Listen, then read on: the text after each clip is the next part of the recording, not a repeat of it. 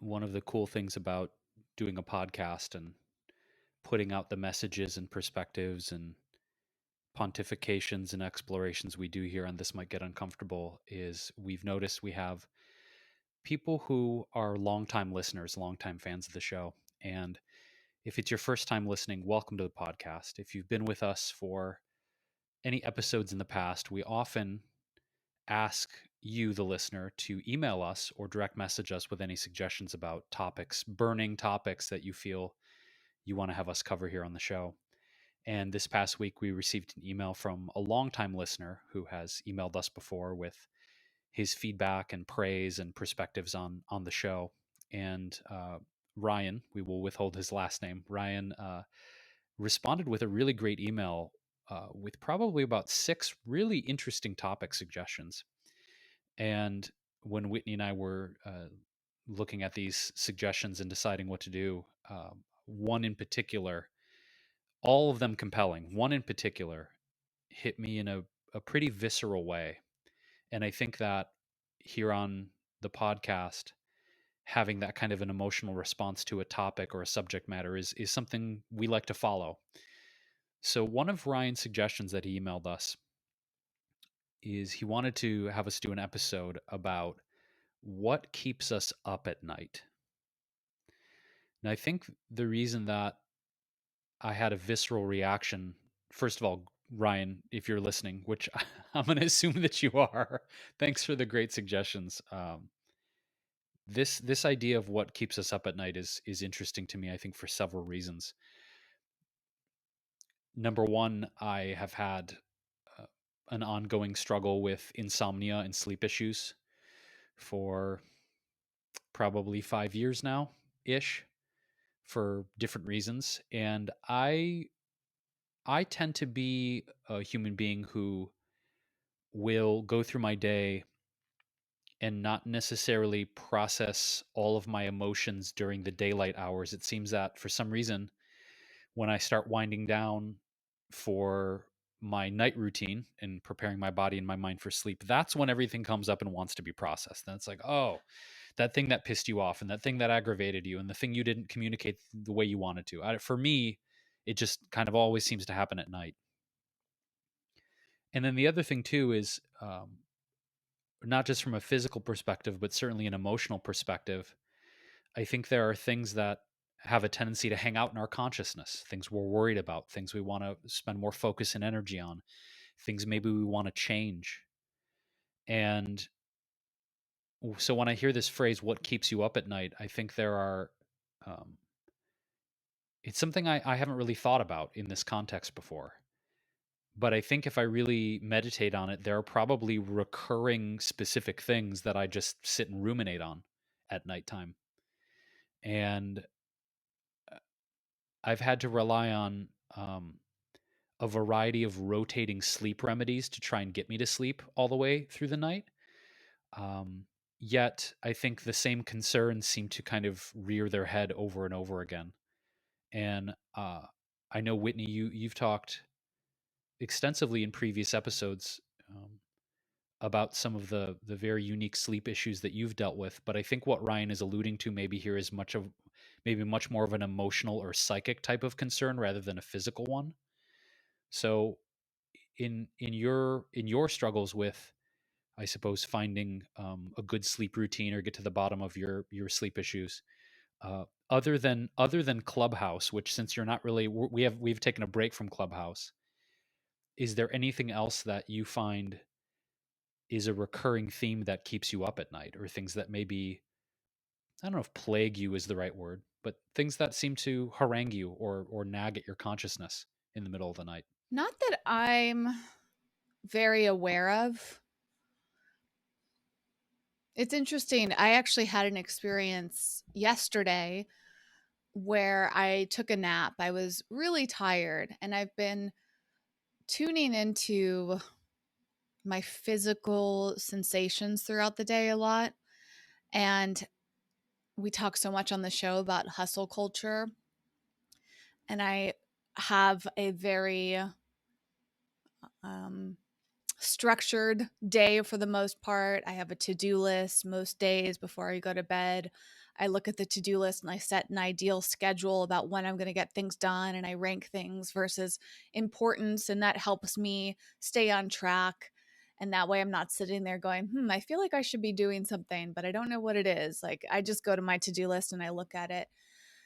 And something that I've been reflecting a lot on, though, is like, how can I minimize the to-do list? Because generally I have around 20 or so tasks for each day, which doesn't sound like a lot, but it can be very draining. So on certain days, if I have meetings, I get drained really fast. If I have training, something where I'm like using my brain in a specific way, I don't have a ton of energy left over.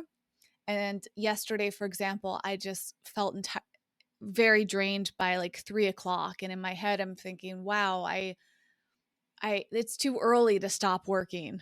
Even though it was a Friday, even though I had been doing work for about 6 hours, I still felt like I should keep going because there were things on my to-do list. Now, if my to-do list had been empty, I probably wouldn't have felt that way. But I was reflecting yesterday, and I do this regularly. Like, why do I feel like I need to keep working?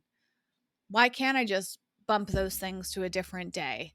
And certainly I can, because I run my own businesses. I work for myself. I'm a freelancer and a consultant. So generally speaking, I don't have a ton of deadlines, but that actually gives me anxiety, Jason. That will keep me up at night, is the looming energy of things that I could be doing or the perceived shoulds. And I just want to get them done so I stop thinking about them. So yesterday, I was just too tired to work, and I recognized it wasn't just emotional and mental exhaustion, it was physical exhaustion. So I thought, all right, I'm going to sleep, and that way I can wake up and do more, right? Because I really had a number of things, and actually at least two things felt very time sensitive. So I wanted to make sure I had the energy to get up and finish them before the end of the day. And I could not fall asleep during my nap. Even though I was physically exhausted, my brain was just kept going and going. And I've noticed this. It doesn't usually happen when I go to bed at night, but for some reason, naps, my brain just doesn't want to turn off. And I sit there in this like stew of anxiety. And in the moment, even though I was like on that borderline of sleep, like I felt like I was so close to falling asleep, but just couldn't quite get there because my brain was so active and I was feeling the physical sensation of anxiety in my body. I thought, all right, well, I'm not going to fall asleep if in this current state. The next best thing for me is to just reflect on and kind of like do a meditation on how I was feeling. And by doing that, I actually did get a little bit of sleep, but like not deep sleep. It was just felt on edge. And even describing it right now, I feel so frustrated. I feel tension talking about this. And it was fascinating because I don't know if you experienced this, Jason, but there are these different levels of consciousness. I have like my wide awake consciousness, like right now is my normal state of being when I'm not sleeping. I know what it feels like to sleep because I remember like what it feels like before I slept and what it felt like after. So like I kind of know on some level what it's like to be asleep, if that makes sense. I know what it's like to wake up in the middle of the night. In my case, I sleep talk and sleepwalk. Usually the sleep talking I'm not super conscious for, but I have a certain level of consciousness when I sleepwalk, and I know what that feels like too because I've experienced it often enough.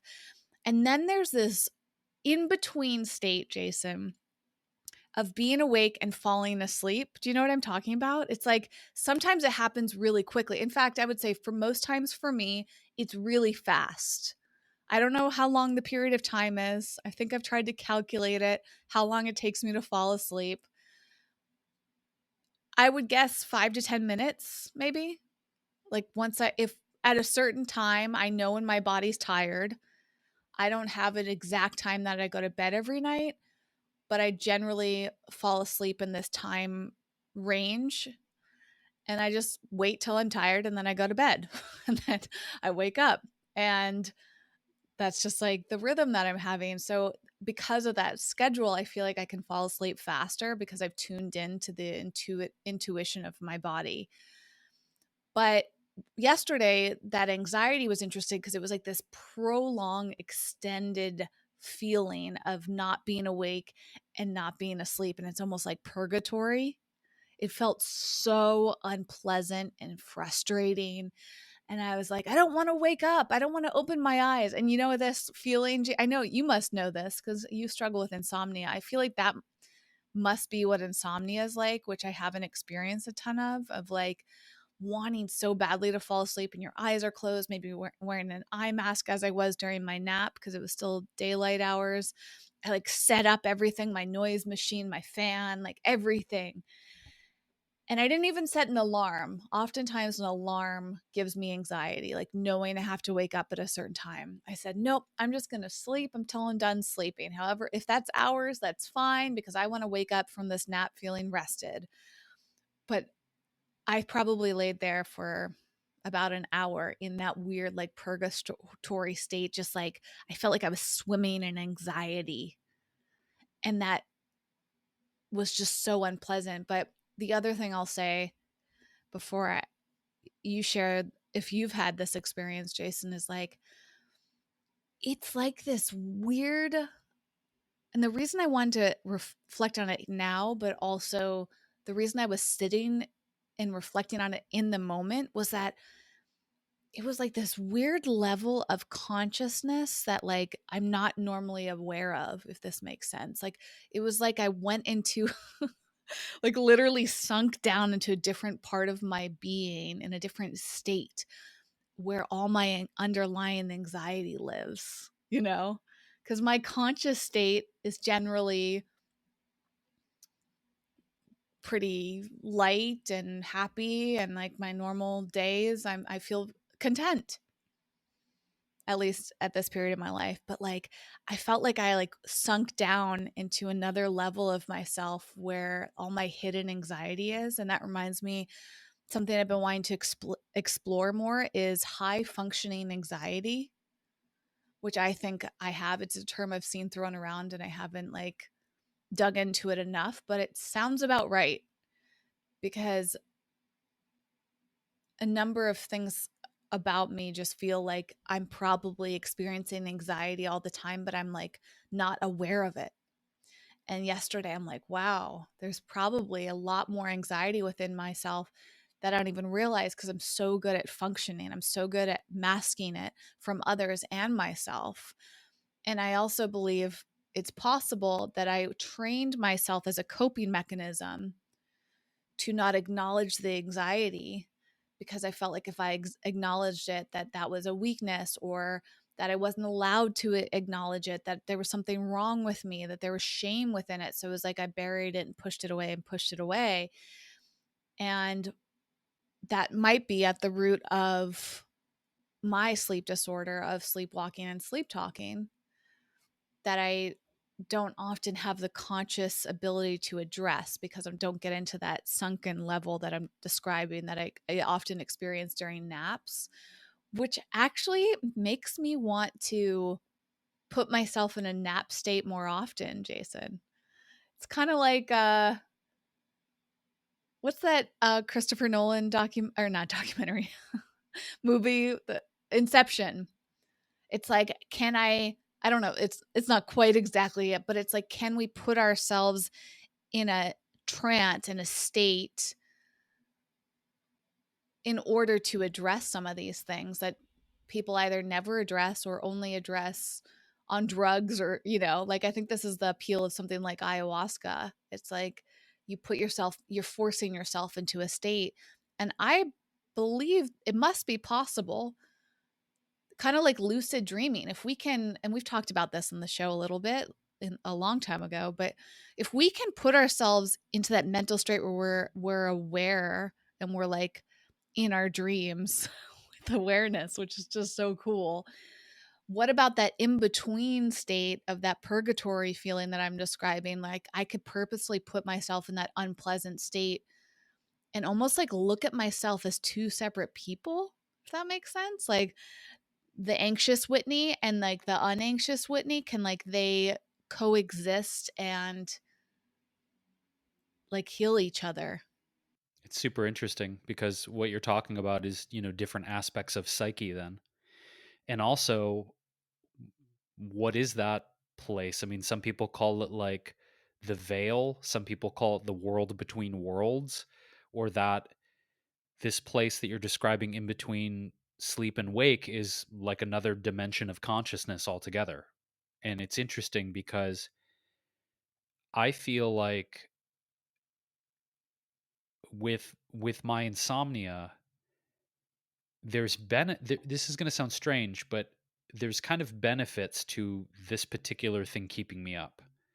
And I find that you really accurately described how I feel about it, which is I feel tired, my eyes are closed, the room is dark, I've got my white noise on, I've got my diffuser going, I've got all the things that I would anticipate would make me sleepy, yet I am not sleeping. But in that foggy, strange world between worlds, sometimes really cool things come through. And I, so full disclosure, I do keep my phone in my bedroom as an alarm clock, even though there's a lot of advice saying we ought not do that. Although it is on airplane mode and it is, 5 feet away from the foot of the bed. I mean, it's far enough away from me. I'm not concerned about it. Um, but the the trouble is in this world between worlds, in this insomniatic, murky dream state, not sleep, whatever it is. Great creative ideas will come through, and then inevitably, I need to get up and record the idea into the voice memo on my phone, which makes it even more difficult to sleep because then this usually it's a song idea or it's a vocal melody or it's lyrics or it's poetry. It's usually something like that. And then I'll lay back down and I'll just be thinking about whatever that thing was that came through, which makes it even more difficult to sleep. So it's kind of a blessing and a curse. I find the state you're talking about, Whitney, because really cool stuff comes through the portal, but then I'm ruminating on that, whatever that thing is, and then can't sleep even more. Then the insomnia just gets worse. And then, that's just, it's tough because it's like, yay, I like this. But then also, I kind of don't like it. Behind the scenes, I am doing my research, which for those that don't know is common. I like to dig into these subject matters as we're discussing them. There is a name for this that I am not familiar with. It's pronounced hypnagogia. Okay. And this is the state between wakefulness and sleep. And that word like gives you the creeps, I gotta say. Like when I read it, I was like, ooh. And then I looked up how to pronounce it, and I'm like, I don't even like saying it. Like it's just there's something creepy. Like as I was saying, I don't like even thinking about that state because that's to me is where the anxiety lives for me, at least as far as I'm aware right now. And it's pretty nuts. Like this subject matter, I don't stop to think about it that much, Jason, like consciousness. Aside from, light thoughts about meditation or whatever, like I don't really think about how we function. And it's pretty fascinating. Like when you really stop and think about what happens in our bodies, like it is remarkable. And also blows my mind how most of us are not even don't even seem that interested in how our bodies function. Do you know what I mean? Like I felt like in school I could care less. I was really passionate about psychology, so I studied brain psychology one semester of school. I did find it generally boring, but simultaneously slightly interesting just to like know what was going on in the brain. But for the most part, I I have like this surface level understanding. And when you dig into things like our brain waves, it's deeply fascinating because here we are living with this and not fully understanding what's happening within ourselves until we dive in further. So, stage 1 is the lightest form of sleep, and that lasts for 1 to 5 minutes. So that makes sense. That hold on. Is that this time period? Let me see. Okay. So during this stage, your alpha waves drop to less than 50% of your total brain waves. And then how do you pronounce it again? Hypnagogia. I'm using Google pronunciation to say this right. That occurs during that transitional period of wakefulness and sleep when the alpha waves are decreasing but haven't yet reached the first stage. So I love the visual of the levels of like dropping down deeper. And if you've ever done there's a type of meditation. I don't know if it has a name or if it's just like a common practice. But Jason, when like you lay down and then they'll like count down and you can feel yourself like sinking lower and lower. And you can also like imagine different body parts falling asleep. Like that is actually a great way to get into meditation and to fall asleep. What is that form of yoga, Jason, where it's more a meditative, like you just lay down? I feel like it starts with an A. Nidra. Okay, there's an A at the end. Yeah, so I feel like that's something they do in yoga nidra, which also kind of crosses over to the meditation world. So this state that I'm describing is often where people experience hallucinations, which makes it fascinating too. Like this could be visual hallucinations, auditory, tactile. And this actually might be that state where I'm more prone to sleepwalking. Although I found through my research and timing, because I've used sleep recorders and I've used cameras, like I've used all these different tracking mechanisms to track my sleep. And it usually happens about an hour to 90 minutes in. And that's like I think a different state than this is describing here. But this is where people will often experience the jerks, where someone's laying down, their whole body jerks, that muscle contractions that people will experience when they're falling asleep. Some people experience sleep paralysis, but this is also, believe it or not, Jason, a time where you can lucid dream. So it does tie into what I was describing about that awareness. This is an article from healthline.com. So it's general, kind of sweeping generalizations around all of this. But there's even a section here where it's like, is it possible to induce hypnagogia? And it says it can be a gateway for creativity. A writer, Franz Kafka, experienced dreamlike hypnagogic hallucinations while writing in a sleep deprived state. So that also kind of ties back to what you were saying, Jason. It's like you can use sleep deprivation or the hallucinations of certain states of being for creativity, including apparently Thomas Edison, Edgar Allan Poe, and Dolly, who used to nap with a steel ball in their hands so that they would wake up when the ball hits the floor. And apparently there's a device called a Dormio, which somehow my computer freaked out a second. What is this?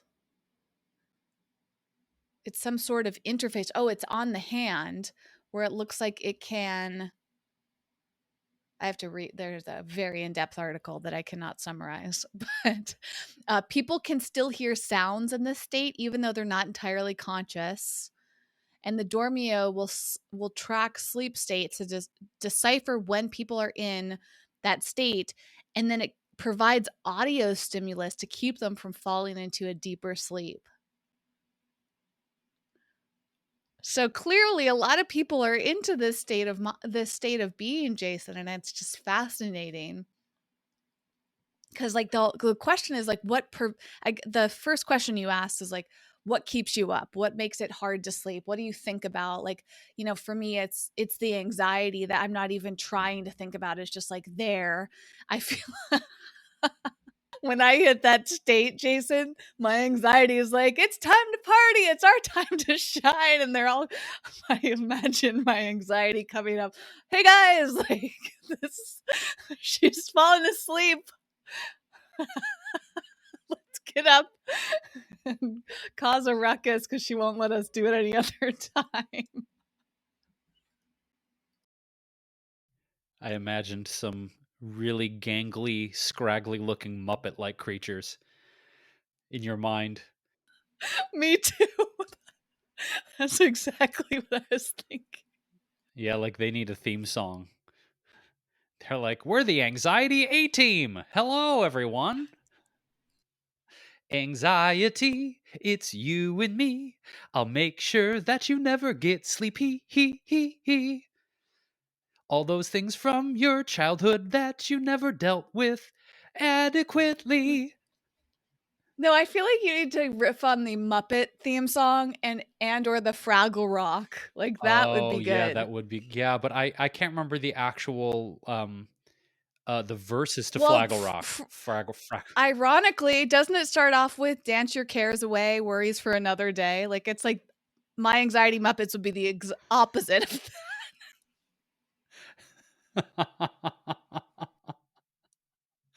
Instead of dance your cares away, it'd be like, your cares are here to stay. We're never going away. You can't get rid of us. We're here to cause a fuss. and the Muppet songs like dun, dun, dun, dun, dun, dun, Dun, dun, dun, dun, dun, dun. Dun, dun, dun, dun, dun, dun, dun. Dun, dun, dun, dun, dun. Anxiety. Dun, dun, dun, dun, dun, dun, dun. Yeah, it's funny. It's funny like it's funny how you anthropomorphize like your anxiety. It's also a super interesting technique because I think there's value in taking parts of our consciousness and almost giving them an identity or even giving them a name. Who the hell? Oh, I was talking about this with Katie Dahl, who does the Crying Behind Sunglasses podcast. I guested on our podcast this week, and she's going to be a future guest of ours. And I told Katie that I kind of like I find that the part of my consciousness that is um, really critical, I realize that it's trying to protect me, so I need to speak to it in a very particular way. So I'm curious, Whitney, have you tried to talk to the Muppets? Have you actually like had a conversation with them? Well, this is what I'm saying. Like, honestly, just talking it through here is giving me these ideas on top of what I was experiencing yesterday. Because it's this idea of I can continue fighting against something or pushing it away, trying not to acknowledge it, minimize it, or I can really acknowledge it and deal with it, which I think is one of the most healing things that we can do for our mental health. And what if instead of being angry and frustrated or scared, I just said, this is part of me, And I think that's a really healing thing that we can do for ourselves and other. I mean, it's just about acceptance, really. We talk about that so much here instead of just fighting against what we don't agree on and what frustrates us and what makes us angry and triggers us. Like we all have that within us to feel that fear ultimately is what the root of all of this is. Fear of something. But if we really just stop and examine it, it's really not that scary or threatening. And maybe that's why those anxiety Muppets are there, is because maybe they just want to have fun, and they're just want to go dance their cares away. And so, what if I join them and literally start dancing my cares away with them, and then they can transform into happy Muppets. I mean, for you, Jason, I feel like you've got anger Muppets. I feel like I have a lot of Muppets. I mean, there are some anger ones in there. There are some anxiety ones in there. There's some nihilistic ones in there. It's a motley crew in my brain. It's a motley crew. It really is. And but for me, and I alluded to this a few minutes ago, if I kind of realize that at the core, the angry Muppets, the nihilistic Muppets, the anxiety Muppets, all the people living in my head, on some level, I think they're trying to keep me safe and protect me. Their methodologies are kind of suspect, right? It's like, trying to push people away, or, you should get out of that relationship, or you should end this thing, or you should get the fuck out of that. I mean, it's really, I think, at the core, sort of this subconscious desire to protect me from pain, protect me from failure, protect me from something that's going to hurt. So if I kind of look at their methods, as bizarre and cruel and anger filled and anxiety filled as they may be, I think these aspects of my psyche that we're talking about are trying to protect and shield in some way. And so if I know that that's their intent, and I know that's what they're trying to do, I can speak to them almost like a parent, right? Of like, okay, I know you're trying your best to keep me safe because you think if I do this thing, it's going to result in pain or failure or suffering or something bad. Don't do it because something bad's going to happen. You're not saying that, but your actions and what you're suggesting I do indicates a lot of worry and fear and protection, right? So if I can communicate on a level, and I've been trying to do better at that, of like, I know what you're trying to do. I don't need your protection. I don't need you to like tell me, you're going to suck, you're going to fail, this is going to go horribly, don't even do it. Because I know at some point you're trying to protect me, right? So I think talking to these aspects of our psyche is, for me, it's important, and I'm trying to do it in a way, before I emotionally react. Uh, and I also think like it's healthier to do this because then I feel like I'm not fighting myself, Whitney. Because a lot of times I feel like if I don't talk to them in this way or acknowledge what they're trying to do, they, as in the fragments of my psyche or these different personas in my brain, they kind of wreak havoc. It's almost like children. Like if you don't give me attention and you don't acknowledge what I'm trying, like, look what I did. Look at this art project. It's Jason, Don't Take a Risk is the title of this art project. Hey, Jason, stay at home where it's safe and don't try anything. It's like they just need to, I think, be acknowledged and talked to. Doesn't mean they go away. It doesn't mean they don't keep trying to sabotage my life like little gremlins to keep me safe. But I think just having a deeper level of communication and recognition of these things, I find to be beneficial. So I do talk to myself a lot, FYI.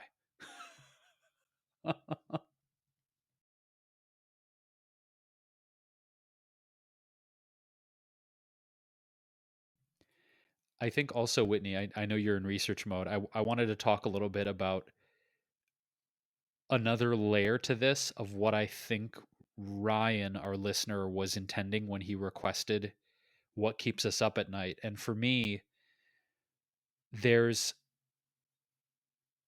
some high level existential things that always seem to come up for me at night when I'm in that insomniatic.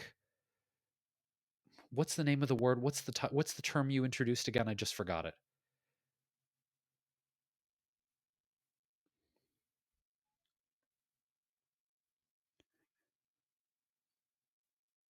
Thank you. Okay, so when I'm in this state of hypnagogia,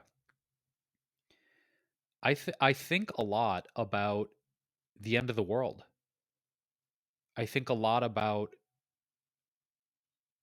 my fears and my feelings of helplessness of being in a world that seems to be literally going up in flames, between COVID, between what's happening in India and Brazil, between, at the time of this recording, what is occurring between Israel and Palestine, the madness of the financial markets and the housing markets, my own mental health issues,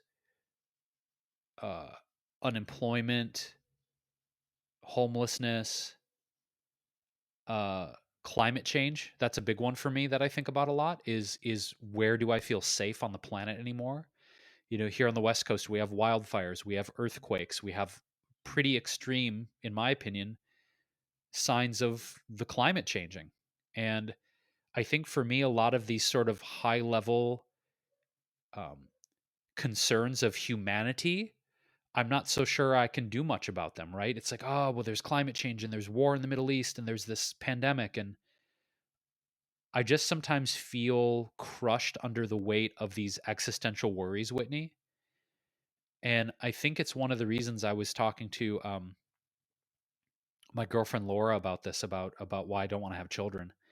And I said to her, I said, I think one of the biggest reasons isn't necessarily like my fear of not being a good parent. I think I'd be a pretty good dad. I'd be fun, make a lot of jokes, do a lot of fun voices. I'd be very nurturing. It's not like the lack of, oh, you wouldn't be a good father. I think the real thing that's tied to this is I dread bringing a child into the world because of the state of the world. And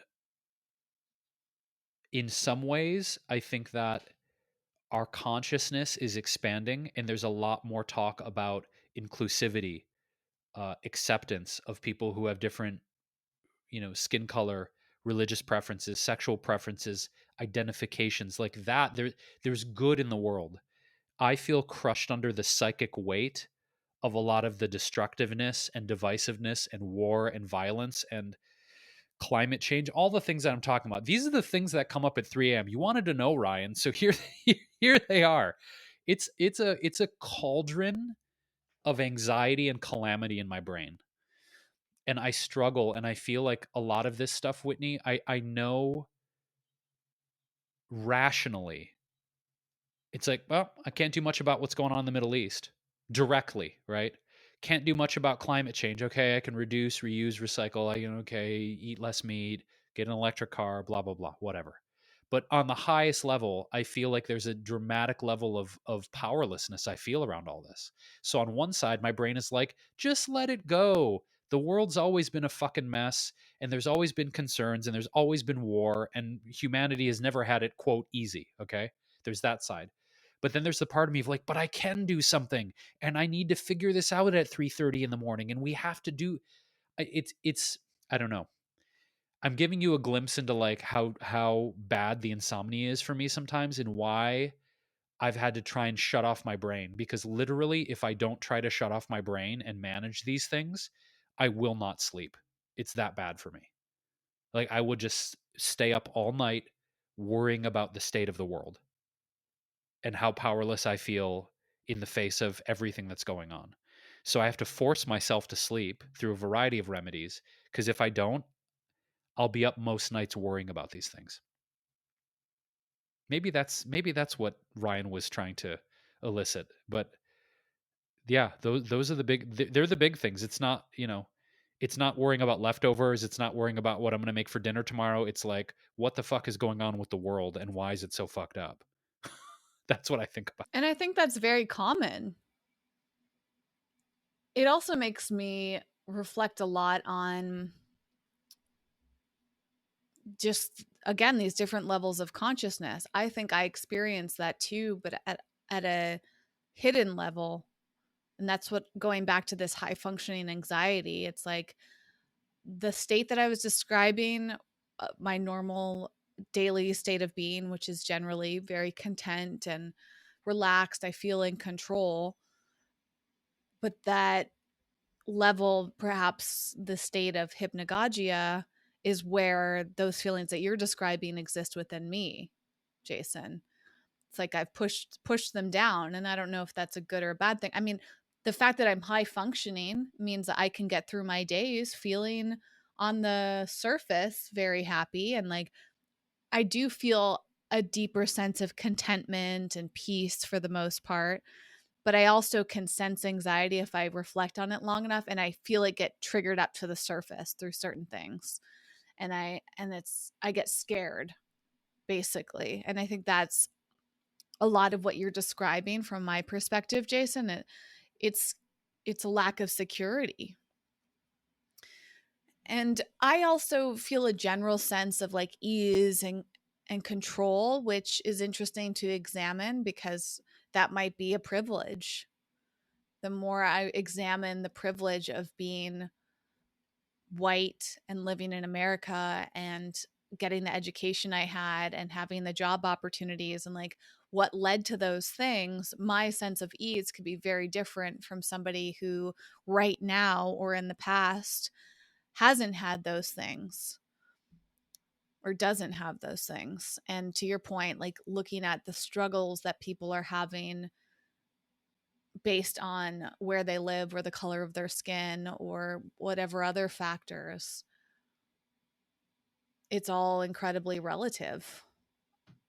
And the sense of control that I feel, I guess, or like the optimism is a better way of saying it, is just believing that there's enough people doing good in the world that we can make a shift.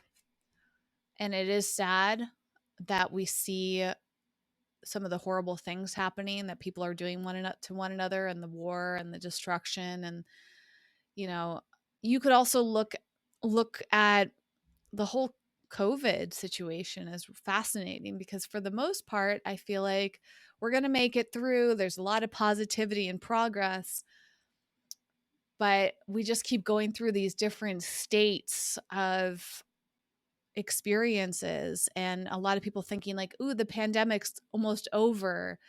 And that's part of my anxiety, Jason. I'm like, I don't feel comfortable trusting that it's almost over. Like, I feel like people get a little too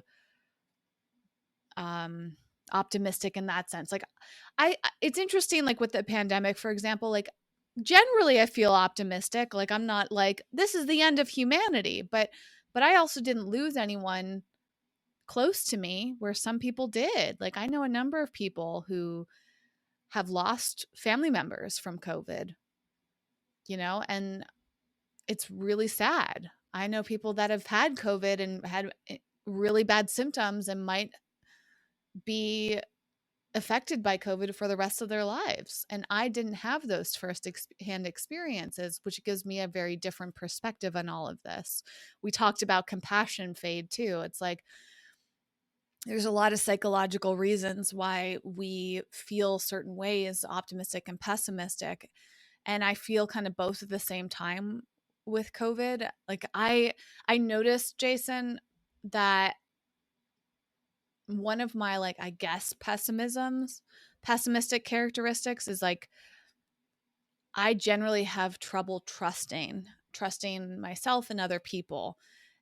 And I've been working on it. That's been one of my big words for 2021, is working on being more trusting and at least acknowledging.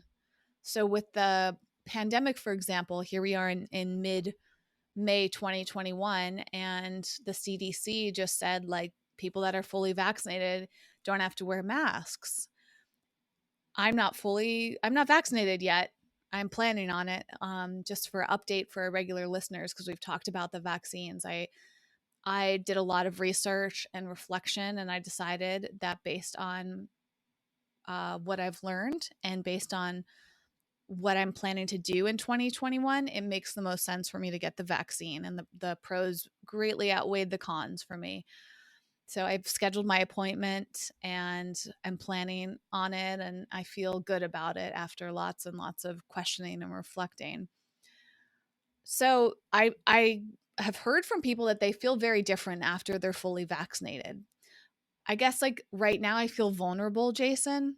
I feel vulnerable because I don't trust the average person to keep my safety in mind. Like I actually have realized through the pandemic that even though I'm like, it's interesting, right? Because it doesn't fully make sense when I say it out loud. Like, even though I feel optimistic, I don't trust the average person to be great with their health. And if they're not good with their health, like, do they care to be mindful of mine? And that's the big thing with the pandemic. Like, I have noticed that I don't trust most people when it comes to COVID.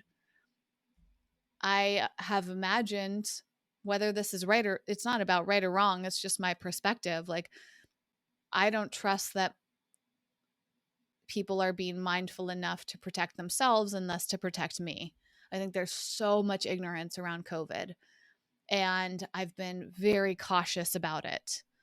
And thus, that's part of the reason, like getting the vaccine, I'm like, okay, that's still, I believe, cautious because I'm doing something to protect myself and others. But it's like, oh, maybe this will relieve some of my anxiety getting the vaccine. And I think that's why a lot of people have gotten the vaccine without even questioning it, Jason. Like, we've talked about the vaccine over the past few months, and it's like a lot of people wanted to get the vaccine as soon as possible because it was a sense of security for them. Part of the reason I was hesitant about the vaccine for a while is it's like, first of all, like, it hasn't been out long enough, and I needed to research more and wait. I wanted to wait a little bit to see. I wanted to see what was going on with variants. Like, there's just so many unknowns, and I didn't feel secure getting the vaccine. In fact, getting the vaccine made me feel insecure about what was going to happen to my body, and like, I didn't want to trust it, so that trust was a big thing. But over time, I started to feel more and more trusting of it, and that started to shift. But the mask thing right now, like as of today, May 15th, 2021, I'm curious about your perspective, Jason, but it makes me very uncomfortable hearing that. Like, basically, I think from what I understand, the CDC is saying if you're fully vaccinated, you don't have to wear a mask, but you also don't have to prove that you're fully vaccinated, which means that anybody who's anti-mask could walk around without a mask and people will assume they're vaccinated, but they might not be. So we're going to have a mix of people not wearing masks, and someone like me who's cautious about COVID feels vulnerable because I don't know if these people are not wearing a mask because they're anti-mask or because they're fully vaccinated, which means someone like me would feel more comfortable asking, but I feel uncomfortable asking because, like, people's perspectives on COVID can trigger really uncomfortable conversations. So I'm like, great. That situation of the CDC saying you don't have to wear a mask if you're vaccinated, I think makes someone like me more anxious. And that's part of the reason, like, I'm like, well, I better get the vaccine then because I don't want to be at risk not knowing why somebody is not wearing their mask, if that makes sense. And that's, again, like, my point bringing this up is that that's indicating to me that I don't have a lot of trust on other human beings, which I guess is kind of pessimistic. Yeah.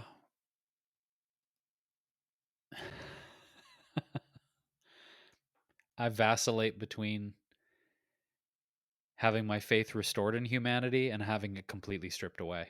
I feel like nearly every single day, um, I will read a story about something really wonderful, which I think is important to find in a lot of the devastation that's taking place on the planet, is finding stories of kindness, finding stories of compassion, finding stories of generosity, because those elements of the human spirit, those elements of our interactions with other sentient beings are not gone. They're not gone.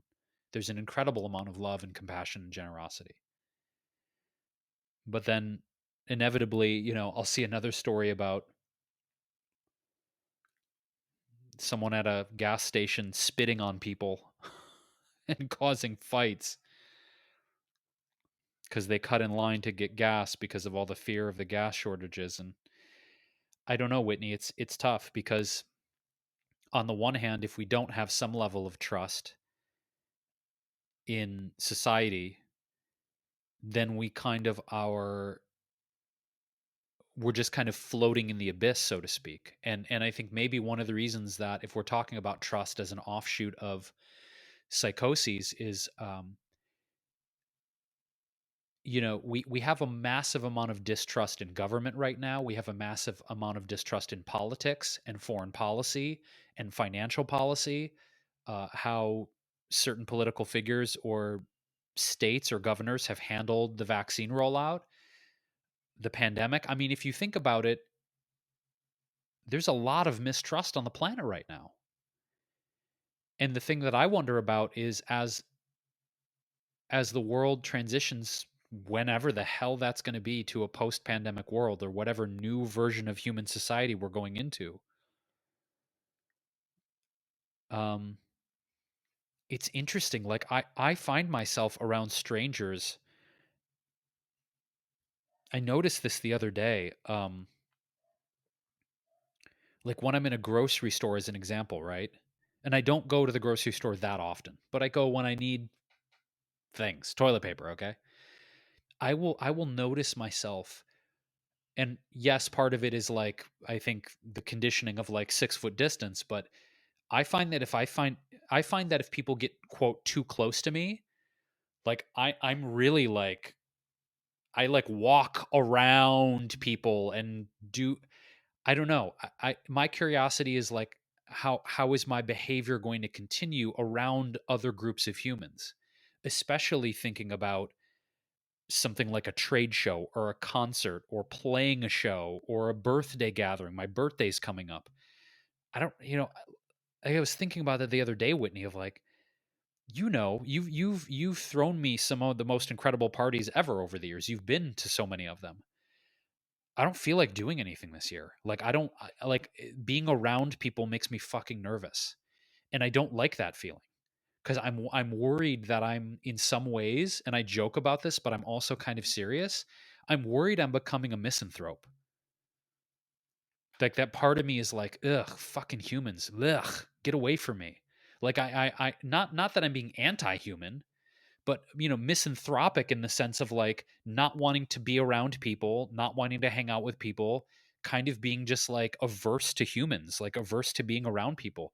And that's weird. Like I haven't felt this level of misanthropy my entire life. It's a weird feeling. And maybe that's extreme, but I don't think it is, because sometimes I'll be like, sometimes as an example, I'll see like certain neighbors on my block, and I know if I walk by, they'll want to talk to me. And I take Bella in the opposite direction because I don't even want to see them or speak to them, and I'm worried that I'm becoming like averse to humans. Really, I am, because I feel weird about being around people. And I don't think on some level that's healthy. Do you feel that at all? Is this extreme? Like, because I feel like my level of trust, just piggybacking on your comment, is probably part of this. Like, I just find myself not wanting to be around people, and it kind of scares me. Yeah, I completely relate. I mean, there are different levels to it, and I'm hoping that it's going to pass because before COVID, I I didn't mind being in crowds. I like being kind of lost in crowds. I don't like having to interact. Like I like to choose whether or not I get to say something. Like, I mean, I think about going to concerts and things, like just being there in a group of people didn't bother me. In fact, it was fun. You could feed off the energy. Being at the trade shows, which I plan to go to later this year, another reason why I'm going to get the vaccine. I i want to be around that energy, that buzz that other people have, but like I also need to have like set my own boundaries. And I think part of my trust with other people, Jason, a lot of it's coming out of my judgments around other people's intelligence, and not from this like hierarchy, but just that I tend to trust people less when I feel like they have not done their research, for example. I, it really bothers me when people make statements that aren't backed in research, or statements that are like reinforced by their biases. And I really try to check my own biases and stay open-minded and do research and admit when I don't know about things and explore with other people. But one thing I don't like is when somebody seems, either there's two types of people that I really don't trust. One is when they aren't open-minded and they state something and they say it's the absolute. So triggering for me, especially if I have information that says otherwise. Like when somebody says always, never, this is the best way, this is the only way, like those statements. And occasionally I use them and I try not to, but when I hear people saying that, and especially if they're questioned and they still don't shift or they don't have a way to back it up, I'm the person that will question it, and I'll be like, "Hey, can you just show me, like, where did you learn that from?" I'll challenge it. And it's uncomfortable for me to challenge. The times where I get confidence to challenge somebody is when I have information or I found information and I want to like clarify it, and it just makes me so uncomfortable when somebody won't like flow with it, you know? Um and ignorance, when somebody doesn't know something but they maybe do it anyways. Like I think that's been the most triggering for me with COVID, is people that will say or do things without like using research to back up those decisions, that I feel like is dangerous. It's like, oh, well, I'm just going to go with my gut feeling. Or go with whatever I want to do or I feel is right to do. It's just not the way that I personally operate. So it makes me uncomfortable seeing other people operate that way. I try not to necessarily judge it. I'm just admitting that triggers my trust issues.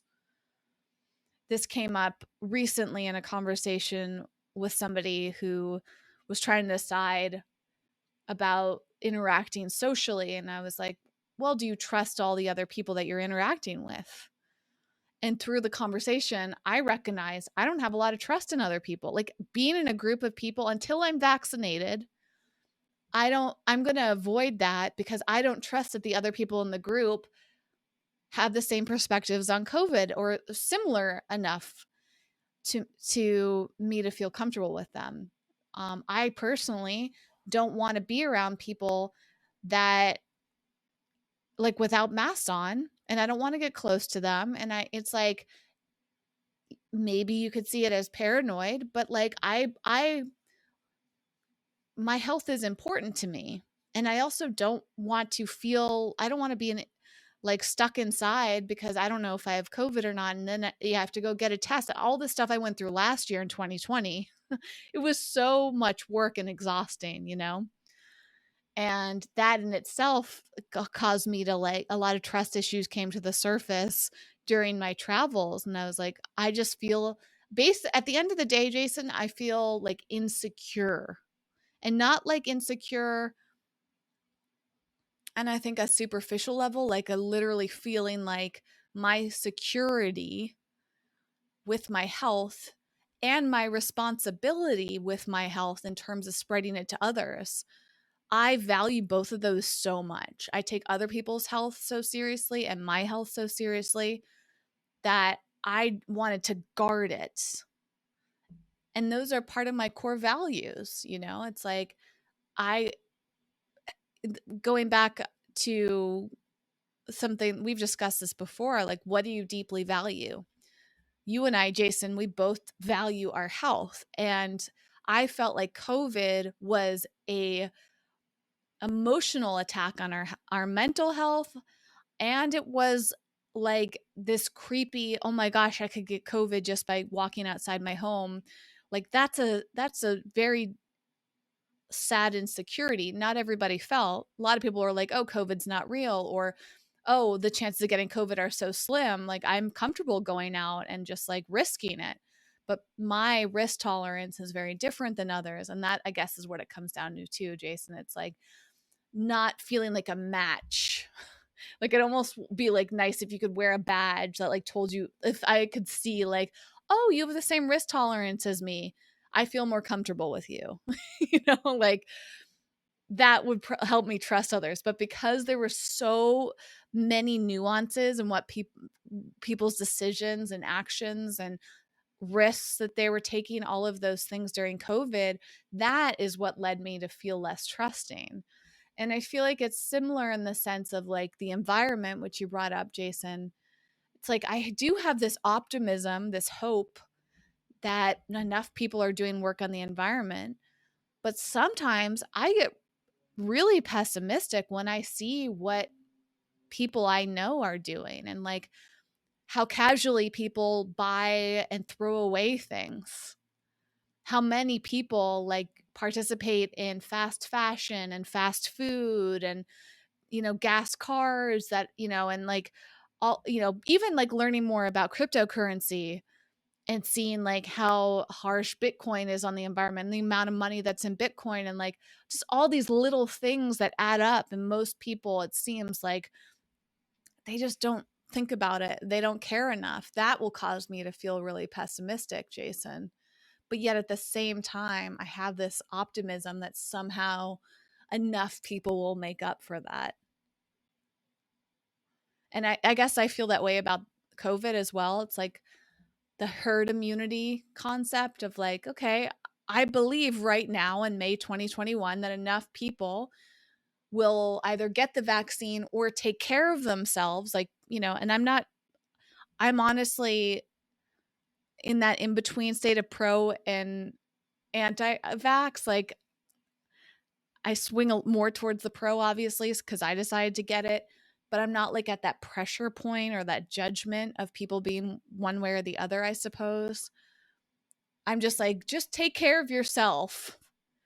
Please be responsible and know that you have an impact on other people. And I hope that enough people will do whatever it takes for their health and for the environment and these global issues that we face. If like enough people could just take care of themselves in whatever like deep, thoughtful way that was for them, that would be enough to make a change. I think one of the biggest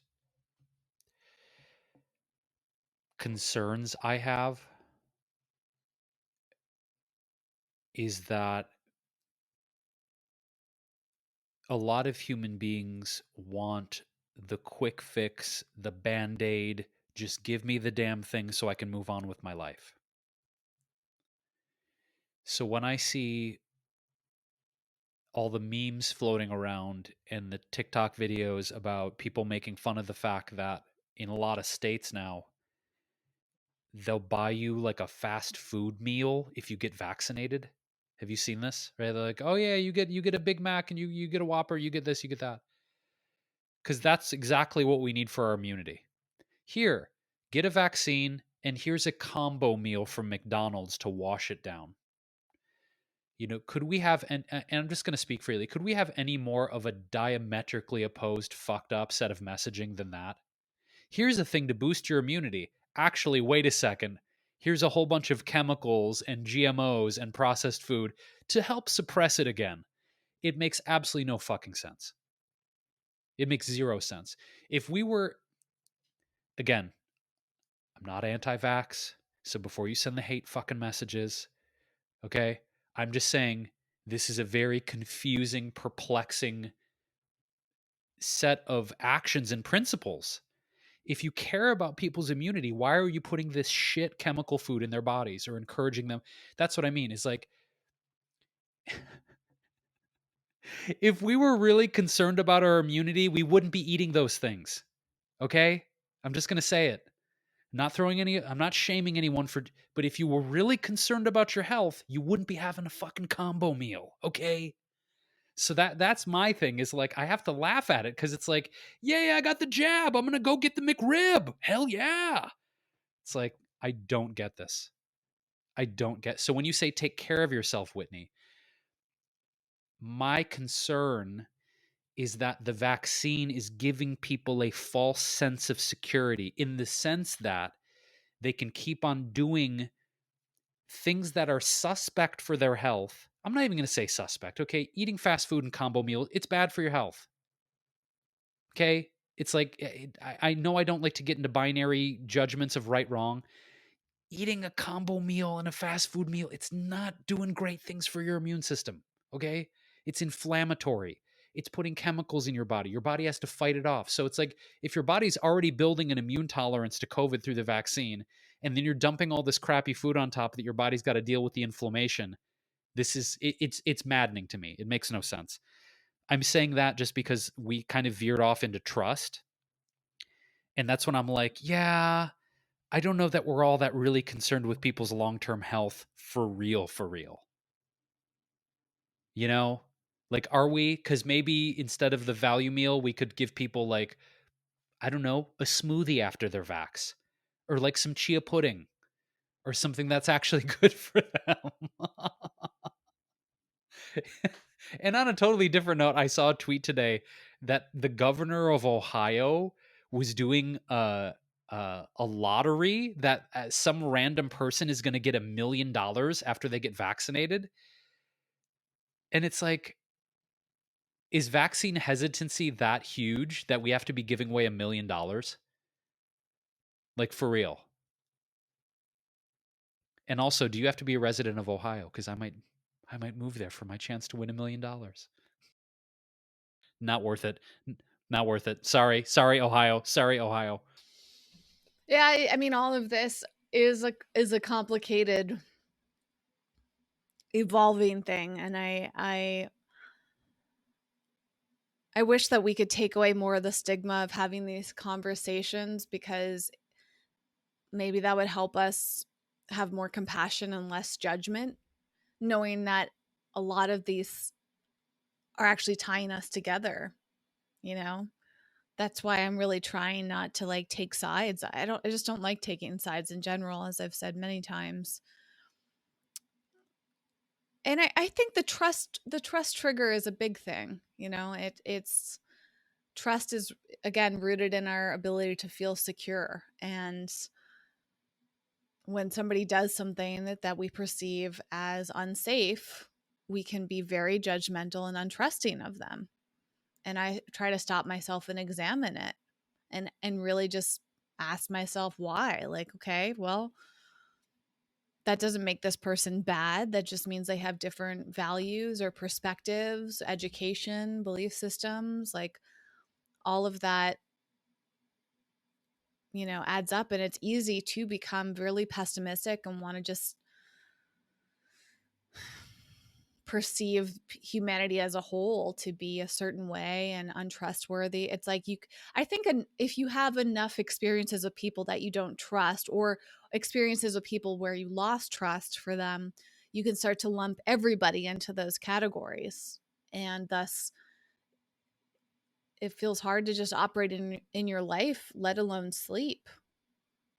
I mean, I think, sleep is a huge, huge issue for people in general. The amount of products that exist to help people sleep indicate that a lot, if not most people, struggle with sleep in one way or another.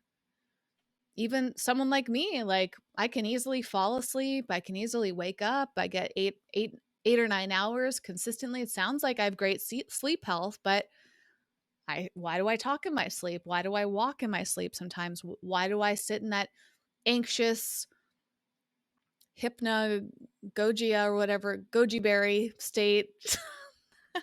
I don't know. What's with that?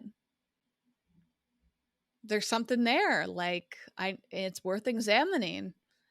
And there's also the flip side of it, to your point, Jason. Like, I think that's another takeaway, is maybe you can be simultaneously anxious and happy, fearful and trusting and untrusting, optimistic and pessimistic. Like, that's another thing I'm recognizing. Like, if you were to just straight up ask me or people that know me, I think optimism would be a word that I would use for myself and others would use about me. But clearly I have pessimisms and trust issues that may be part of what I push down. And, they're part of the anxiety crew, the Muppets down there. It's like dancing around in there is the pessimistic Muppets as well, shaking their tambourines. Is that the term? Tambourine? I haven't said that word in a long time. That's what Tambourine. that's called? Aha. Okay. That didn't feel quite right. Tambourine. Tambourines. What are those other like rattle type instruments? Maracas. Yeah. What other instruments would the Muppets be playing down there, Jason? What do you envision? Oh, they'd be playing. I don't know why I just imagine them shaking things in their hand. They'd be playing that One would be playing instrument. the drums like the like animal, right? Oh, The 100%. Muppet. He plays the drums. 100% animal would be there on the skins. They would also, one of the Muppets would be playing that instrument. It's a percussion instrument that sounds like a frog, and it goes. What is the name of? I heard this years ago, and I completely forgot. There's an actual name for that thing, but the thing that it's usually shaped like a frog, whatever that is. I feel like we need to look that up. I'm not even sure what a Google search frog-shaped percussive instrument with. You're looking it up, aren't you? Yeah. Oh yeah. And all I typed was frog instrument and found it right away. What's the name of it?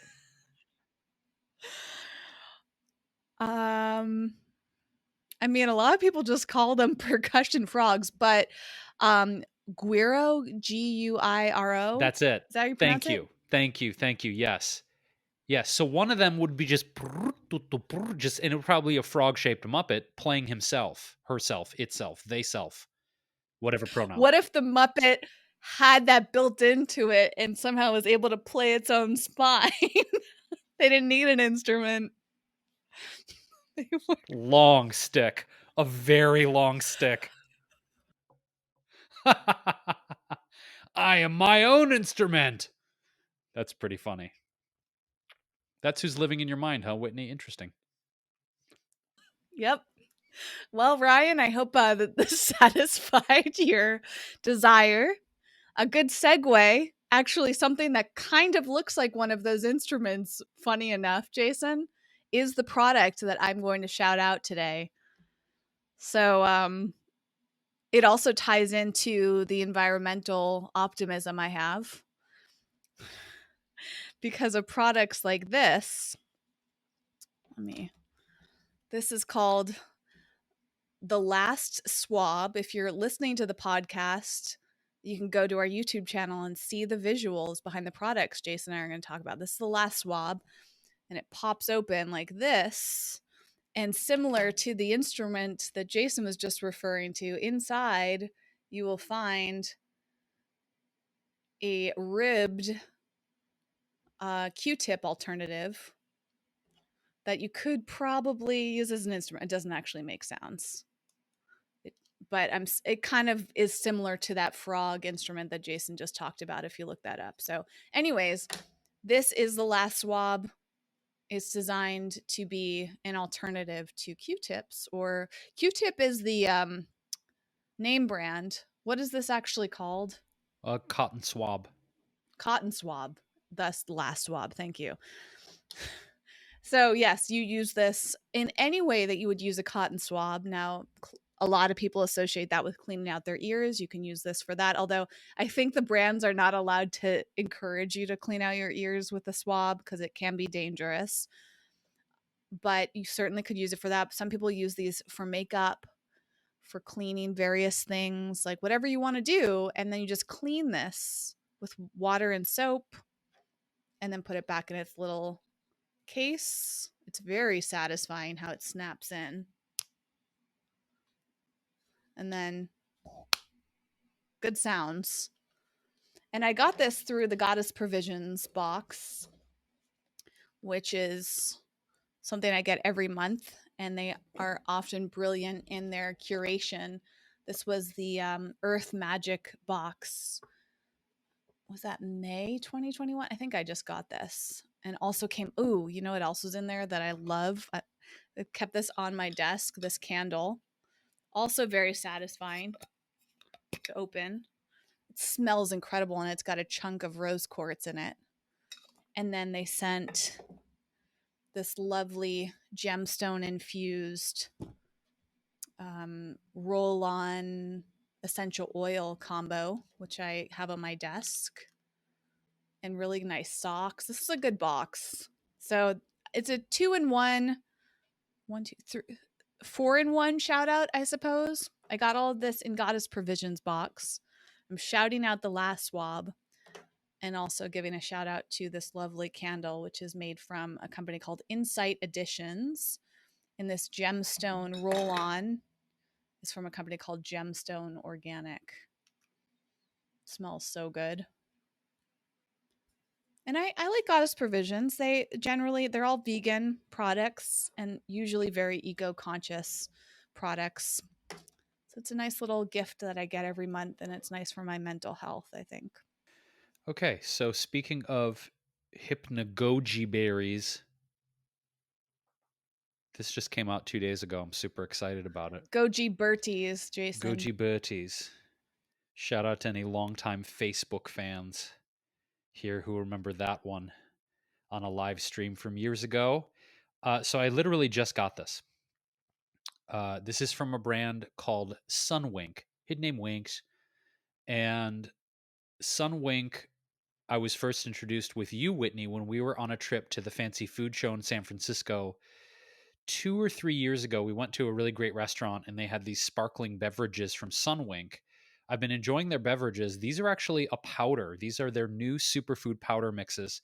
They have a beauty fruit punch with raspberry, pineapple, acai, goji berry, and amla, and all organic, zero fat, only 1 gram of sugar.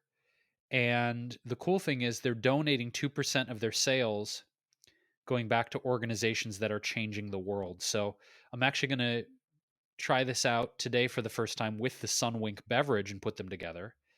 And then they also have a second superfood powder, which is a Digestion Lemonade. This is lemon, pineapple, amla berry, chicory, and dandelion, which is great for detox. Again, fully organic. It's an on-the-go powder that you can take wherever you want. And I love how clean Sunwink's products are. Even their sparkling beverages, the label's just so clean. Let me stop you there. You use two words that can be very triggering for people in the wellness world: clean and detox. Can you use some synonyms for those? Because clean implies that food is dirty, A. Yes. And detox, people get triggered by because do you really need to detox? So, beyond the branding of the wellness world, Jason, how else would you I describe? think instead of detox, I would use cleansing. It has a cleansing effect. Dandelion does. And also, they're fully certified organic with no fillers and no preservatives and no artificial ingredients. So, eco friendly and unprocessed or Correct. less Correct. processed. Yes. So I'm going to do a little test with both of these later today, the lemonade and the fruit punch, and add them to, like I said, the Sunwink beverages, and do a little alchemy and see how they taste. So I'm excited because I literally just got these in the mail, and they've only been out for a day and a half, and so they're brand new. So I'm excited about Sunwink because I dig the company, and I'm excited to try these out. So that's my shout outs. Yeah. With that, Ryan, thank you for the amazing suggestion of talking about what keeps us up at night, because that veered into all kinds of wonderful directions here on the episode. So thank you for that suggestion. For you, dear listener, if you have anything that is, again, burning in your soul that you want us to discuss and explore and research and pontificate upon, you can shoot us a direct email. It's hello@wellevator.com. That is also our hub, our website, where you will find amazing free resources, video trainings, our courses like Wellness Warrior Training and the Consistency Code, and of course, the show notes and the transcript for this episode and all of our previous episodes of This Might Get Uncomfortable. Everything is found at wellevator.com, WELLEVATR.com. New episodes come out Mondays, Wednesdays, and Fridays. Mark your calendar, subscribe to the podcast, review us on Apple Podcasts, share it with your friends. When you do, we will hook you up with a value meal at Not kidding, we won't give you a value meal. We won't do that. We will just let you decide what's good for your own body and not try and force food that you may not like upon you as a bribe. We're not going to bribe you. We will bribe you with I our will love. say though, when I heard that Shake Shack was giving away French fries, I was intrigued. And that's why I signed up to get the vaccine. I'm just kidding.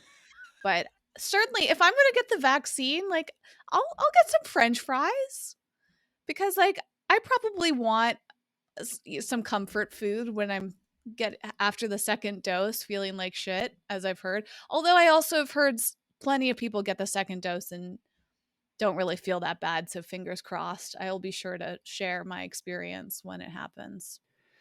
Well, I'm sure that will be a future episode.